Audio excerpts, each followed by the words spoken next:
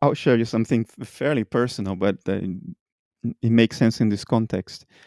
Um, I fear death because I know the experiencer will be there. And death is a process, like life is a process. So it goes through phases. It's not binary. It's not on and off. There is probably a transition from this localized state of consciousness or the avatar in the dream to the dreamer, to the completely delocalized state. And then you probably go through those stages of that transition. And in the early stages, you cease to be yourself, but perhaps you're the whole of humanity. And after that, you're the whole of life on Earth. And after that, the whole of life in the universe. And after that, the inanimate universe. So there is a stage that I am particularly fearful because, when the dissociation ends, the surviving alter, the surviving subjectivity inherits the memories of all the dissociative processes. That happens with people who are cured from dissociative identity disorder. That happens when you wake up from a dream, you remember the dream. So the non dissociated subject inherits the memories of the dissociated complexes. We know that clinically, empirically. So there's plenty of reason to think the same happens after we die, that the subject we return to remembers the memories of all these levels that I talked about, the other people, the animals on planet Earth, then life on the universe. I am particularly fearful not only of the memories of all the people who have suffered greatly, particularly during our lifetimes, which are the ones that are cognitively closest to us, and therefore the memories of which we will inherit first, I think. Um, but what we are doing to animals, because we industrialized life. There are more pigs in the Netherlands than people, and even in a developed country like the Netherlands, the conditions in which they live, the brief 6 months of life which they are allowed for are horrible. They never see the sky. They have less than 1 square meter. They can't turn their butts around without knocking another pig.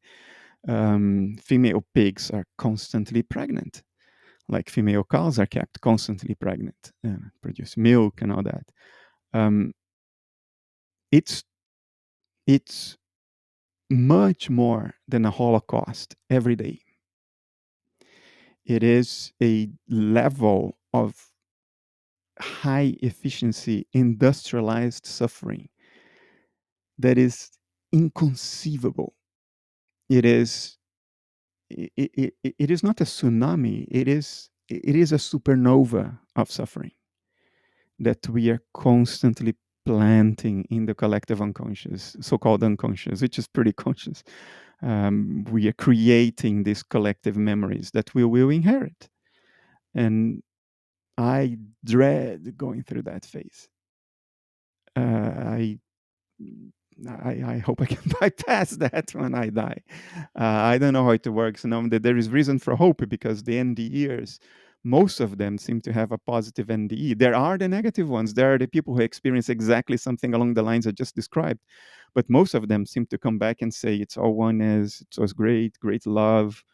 Well, fingers crossed for that. But, analytically speaking, I think there are more reasons to think that we will inherit some dreadful memory states than positive memory states, because we are making sure we are seeding the cognitive space in which we exist overwhelmingly with that, not only because of war but because of the industrialization of life. And if you go beyond the Netherlands, animals that are grown as products, they're systematically tortured by people who just have the inclination to torture. I wish somebody would collect the statistics of how many cats in the world are doused with fuel and set on fire every day by human beings who just have fun watching them run around in profound despair because they're being burned alive every day. I live with 4 cats. I know how conscious they are. I know how sophisticated conscious beings they are, perfectly capable of suffering in every form. Um, it is it, hell is being created by us every day. We are very busy with that, and it's an industrial scale. It is a massive scale what we are doing. So yeah, I'm I'm more a Schopenhauerian in how I regard the world without romanticism than I am a mystic who thinks we will all hold hands and sing the kumbaya in the afterlife. Maybe I hope so, but I'm not sure. Yeah. Okay. I think ultimately oneness wins over, and just like a nightmare that when you wake up still affecting you, but 2 hours later you find a place for it, and it no longer makes you suffer. I think the same thing should happen, but I dread those 2 hours.